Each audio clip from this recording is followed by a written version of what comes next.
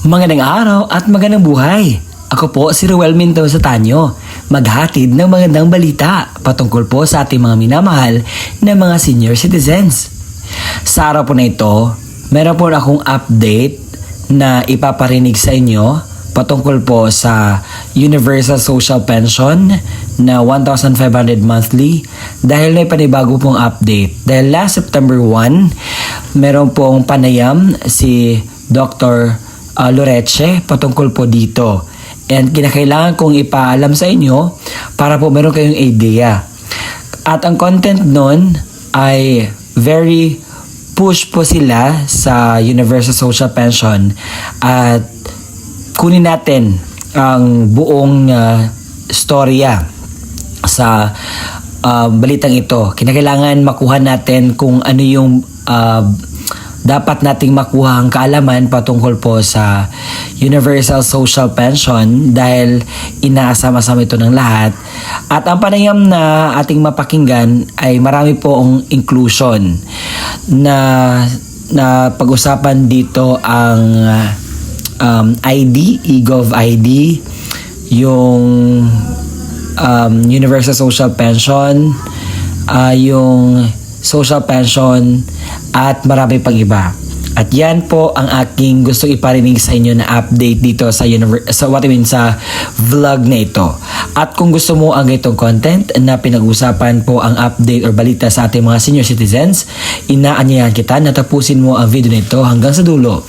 Kung ikaw ay bago pa lang sa aking YouTube channel at gusto mong malaman kung ano ba ang ganap sa aking YouTube channel, ay isubscribe mo na dahil araw-araw po ako nag-upload ng mga contents na para po sa ating mga minamahal na mga senior citizens dahil po yung advocacy ko po is to really help ng mga senior citizens na ma-inform po sila sa lahat ng mga bagay patungkol po sa kanilang benepisyo. At bear with me until the end dahil ipapaalam ko po ang video na ipaparinig ko sa inyo para kayo mismo ang maghuhusga sa balitang aking daladala ngayon. I just want to really educate you and inform you about the updates of the Universal Social Pension and other matters that talks about the benefits of our senior citizens. If you're ready to learn and to listen reflectively and attentively sa ating vlog na ipaparinig ko yung panayam ng ating Dr. Loreche, ay let's go ating pag-usapan. Ang video nito ay courtesy ng PTV News ng Bagong Pilipinas Ngayon at ito po ay aking nakita sa kanilang video at gusto ko pong i-inform kayo sa update. Dapat po natin pakinggan at kunin po ang dapat na malaman na maritalye patungkol po sa update. Update sa mga programa ng National Commission of Senior Citizens, ating aalamin kasama si Dr. Mary Jean Loreche, ang Chairperson at CEO ng National Commission of Senior Citizens. Dr. Loreche, magandang tanghali po. Magandang tanghali din sa iyo, Asik Joey. Maraming salamat sa pag-anyaya sa akin. Welcome, ma'am. Ma'am, hingi lang po kami ng update doon sa inilunsad na Digital National Senior Citizens ID. Mula po nung nilaunch siya noong August 15, I understand, ilan na po yung nagparehistro at paano po pinadali ang pag-access sa mga services nito? Una sa lahat, meron tayong 231,600 senior citizens that has access the eGov PH na para sa ating digitalized senior citizen. On top of the 1.2 million who are already registered there. So mapapadali talaga yung ating programa in terms of accessing services by a click of their hand and sila ay makaka-access at marami silang makukuha dong mga programa na pwede nilang ma-access. Siguro the main question, ma'am, is paano po makakarehistro ang isang senior citizen para sa digital ID na ito? Yeah, una sa lahat, kailangang i-download nila muna ang eGov app. And then doon ay may mga katanungan na kailangan sagutin nila kasama ng kanilang basic data para doon, no? And they will be able to upload an ID na i-recognize naman. And of course, mas madali na ngayon once they are registered and they're given an ID number, no? Kasi makikita kaagad doon yung logo ng DICT at ng National Commission of Senior Citizens. Now, that one kasi they can carry with them wherever they go, and that should be acknowledged by any merchants in availing their discounts. Pangalawa, it can be an ID that can be nationally recognized. Ang ikinaganda nito to ASEC, Joey, is meron kasi itong QR code. In short, when you are from another place, you're traveling to another place in the country, pag pinakita mo yon, pwede yun eh. So malalaman natin. Bago ko itanong yung next question, aware po ba yung mga establishments, pati yung mga LGU, na recognized na dapat ito national? I believe so. Kasi nung ni-launch natin ito, kasama naman sa pinag-uusapan yan. However, paiigtingin pa natin yan sa ating pakikipagpulong sa DILG. Kasi remember that the LGUs are under the DILG and the business sectors or the merchants are under DTI. So magkakaroon tayo ng ugnayan sa mga susunod na mga linggo para paigtingin natin yung knowledge and understanding ng lahat.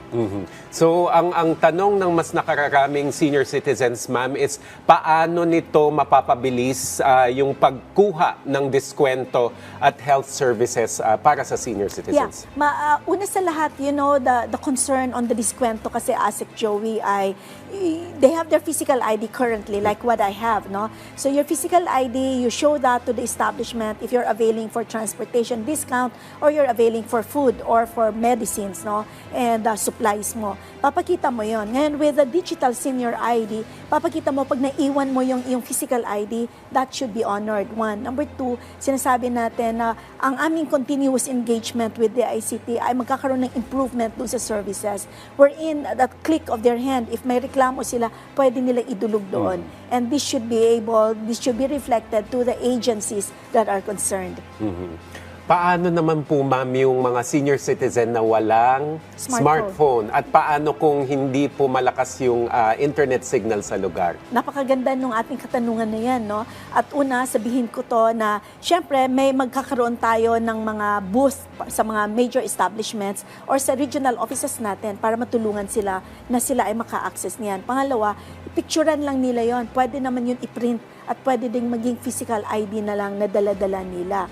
So there are ways by which we can improve on the system as well as moving forwards, papaano natin, mapaigting pa natin, lalong-lalo na dun sa mga far-flung areas. Sa panukalang Universal Social Pension for Senior Citizens, bakit po todo ang suporta ng NCSC para dito? At ano po yung pangunahing benepisyo nito para sa ating mga senior citizens? Well, you know that currently we have the Social Indigency Program, which is being handled by DSWD.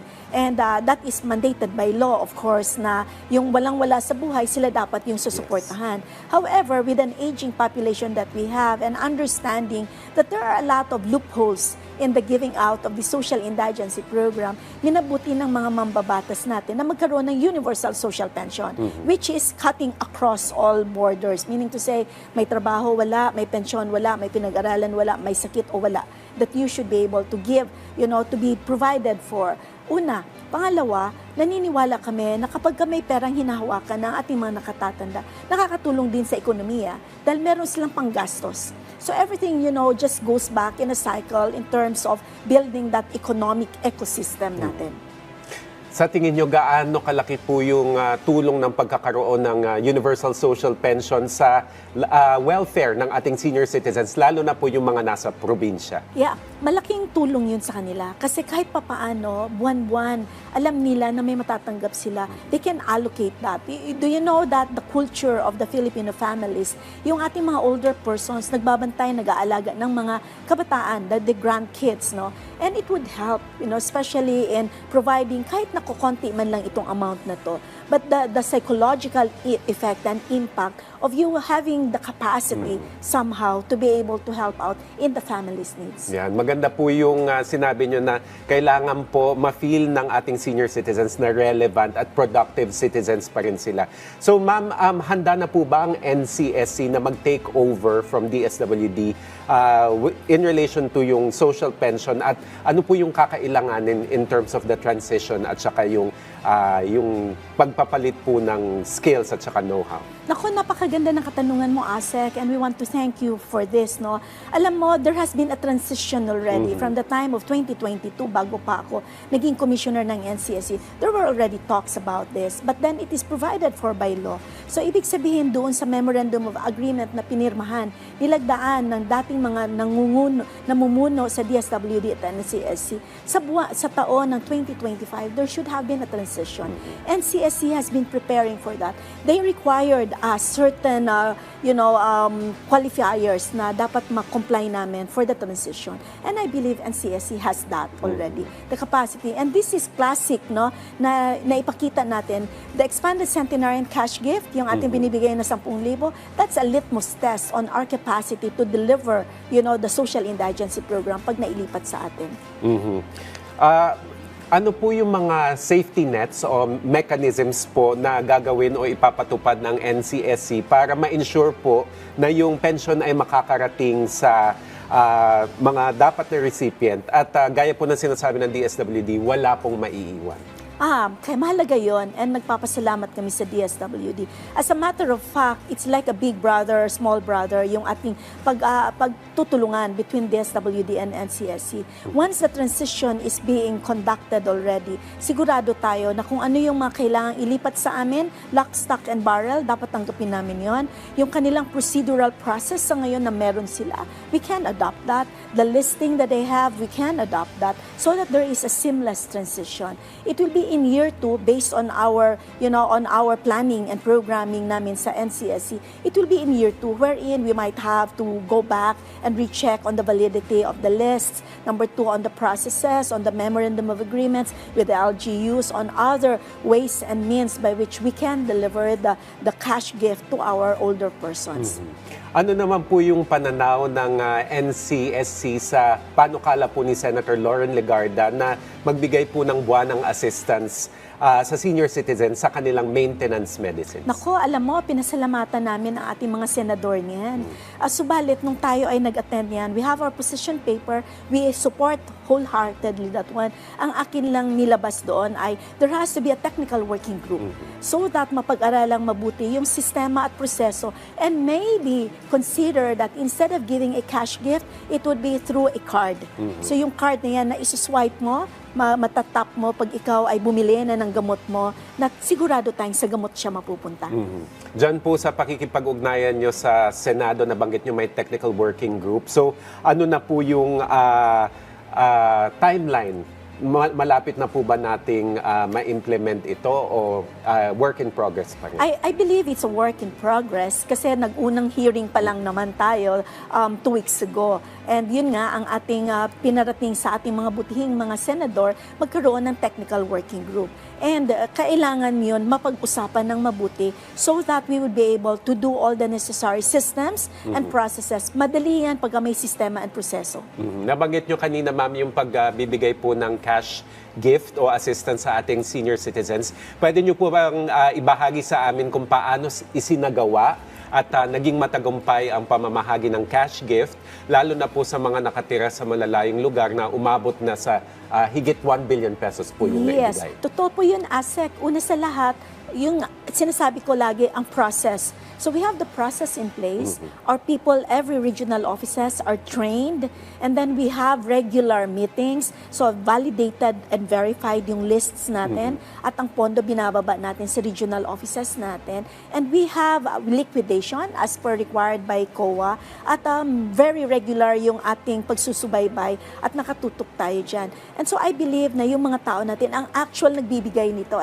It's not being coursed through anywhere, neither is it being through any Paymaya or GCash. Alam mo, tuwang-tuwa ang mga nakatatanda pag binibilang mo yung pera sa harapan nila at nahahawakan nila. Again, there's a psychological effect on it. Kaya naniniwala ako na sa aming very successful implementation of the expanded centenarian, we can actually duplicate that process with the social indigency program. Nabanggit nyo, ma'am, na may regular monitoring tapos may liquidation din. Pero nalalaman nyo ba kung talagang nag-i-improve ang buhay kahit papano ng ating senior citizens na nakakatanggap ng cash gift? Sa ngayon, dahil bago yung programa, so we just launched it February 26. As a matter of fact, the President was there. It was done in Malacanang.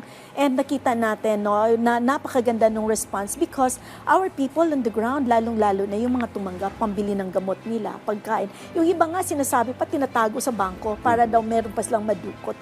But eventually, with the monitoring and evaluation that we are going to conduct in the succeeding months, then we will be able to feel the impact on the ground. But so happy to say na masaya talaga yung ating mga older persons dahil na-realize nila, mahal pala sila ng ating gobyerno.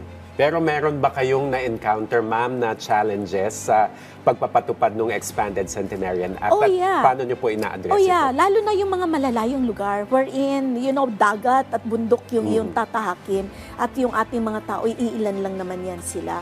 But so far kasi with our very close collaboration and coordination with other national government agencies, for example, the Coast Guard, they offer us their services pagdala ng ating tao at nung katirahan natin. Ang PNP natin, binibigyan nila ng security yung ating mga kababayan. Ang mga local government units, sila mismo nagbibigay ng mga sasakyan at mga kasamang tao. So I believe this again showcases the whole of government approach. Pero paano, ma'am, yung sa mga hindi pa po nakakatanggap ng benepisyo, paano po sila makaka-avail o saan sila mag-a-apply? Yes, tuloy-tuloy ang pagtanggap natin ng kanilang application. Pwede silang dumulog sa kanilang OSCA or LGU for their local social welfare development offices. Doon yan, ipaprocess yan. At ang ating mga tao sa regional offices naman ay nakikipag-collaborate. Once na-clear na yung kanilang mga requirements, ipapasa sa ating central office. We do validation and verification, even cross-referencing on the data na walang duplication. Minsan matalino, nandun sa, kunyari, sa Region 10, mag-a-apply naman ulit sa Region 1. So we need to do cross-referencing. Meron palang ganun. Siguro bilang panghuli na lamang, ma'am, mensahe na lamang po sa ating mga senior citizen na nanunood at nakaantabay sa mga programa ng inyong ahensya para mas maging produktibo po ang kanilang buhay. Maraming salamat, ASEC, sa pagkakataon nito. Kung titingnan po natin, ang National Commission of Senior Citizens ay ginawa po na isang ahensyang tututok sa pangangailangan ng ating mga nakatatanda. Hindi lang po cash benefit ang nakaumang para sa inyo, aming mga mahal na nakatatanda. May mga programa po tayo sa pangkalusugan at pangkabuhayan at tayo nagpapasalamat sa ating Pangulo sa kanyang walang humpay na suporta sa ating komisyon na maibigay ang para dapat sa ating mga nakatatanda. Alright, maraming salamat po sa inyong oras. Dr. Mary Jean Loreche, ang Chairperson at CEO ng National Commission of Senior Citizens. Thank you, ma'am. Thank you. At yun po ang impormasyon na dapat nyo malaman patungkol po sa update para po sa mga benepisyo ng ating mga minamahal na mga senior citizens. Alam kong kumpleto po ang impormasyon na binigay po ni Madam Loreche sa atin at kaya naman hindi po natin pagsisisihan sa ating pagpanood po ng video na ito ay meron tayong nakuhang mga update patungkol po sa inyo pong mga dapat na malaman na balita sa Universal Social Pension Man, sa inyong e-Gov ID, ano ba yung importansya, bakit ginagawa nila yung mga ganyang mga bagay. So maraming mga napulot tayong mga aral. At I just want to inform you para po malaman ng aking mga viewers, dahil ang aking mga viewers po ay palagi nakatutok sa akin at taga-update sa Universal Social Pension at iba pa. At nasanay sapat po ang naibigay ng mga impormasyon sa araw po na ito. At hanggang sa muli po nating pagkikita, patuloy lang po sa pag-subscribe at pag-bell notification po para po laging updated kayo sa mga videos na i-upload ko pa dito sa aking YouTube channel. Magandang araw.